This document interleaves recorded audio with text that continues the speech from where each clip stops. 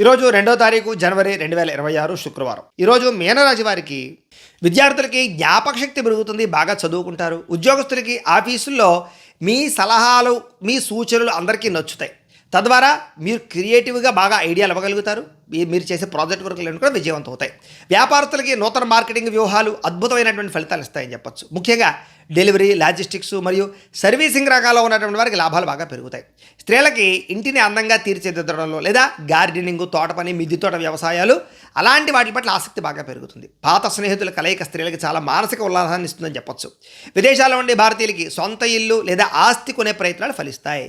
ఈరోజు సంపాదన పెరగడమే కాకుండా పొదుపు చేయడానికి కొత్త మార్గాలు వెతుక్కుంటారు. వివాహ ప్రయత్నాలు ఫలిస్తాయి. ఈరోజు బ్యాంకు పనులన్నీ కూడా సమానంగా సకాలంలో జరుగుతాయని చెప్పొచ్చు. పర్సనల్ లోన్ కానీ లేదా గోల్డ్ లోన్ కానీ ఇలాంటివన్నీ తీసుకునే వారికి ఆటంకాలు లేకుండా పనులు పూర్తవుతాయి. చాలా కాలంగా ప్లాన్ చేస్తున్నటువంటి ఫ్యామిలీ ట్రిప్ ఈరోజు ఖచ్చితంగా కార్యరూపం దాలుస్తుంది. ప్రయాణాల్లో మీకు మనసుకు నచ్చినటువంటి ఆహారాన్ని ఆస్వాదిస్తారు, ప్రాంతాలందరినీ కూడా ఆస్వాదిస్తారు. ఇంటికి అతిథులు రావడం వల్ల సందడి నెలకొంటుందని చెప్పొచ్చు. కుటుంబ సభ్యులందరూ కలిపి పాత జ్ఞాపకాలను నెమరు వేసుకుంటూ ఆనందంగా కాలం గడుపుతారు. ఆస్తి వివాదాల్లో రాజీ ధోరణి వల్ల చాలా రకాల సమస్యలు పరిష్కారాలు అవుతాయి. అలాగే మీ సహనం వల్ల శత్రువులు కూడా మిత్రులుగా మారే అవకాశం కనపడుతుంది. ఈరోజు ఉదయాన్నే లేచి వ్యాయామం చేయాలి అనేటటువంటి ఉత్సాహం కనపడుతోంది. కొత్త వ్యక్తుల మీద ప్రేమ, ఆకర్షణ పెరుగుతాయి.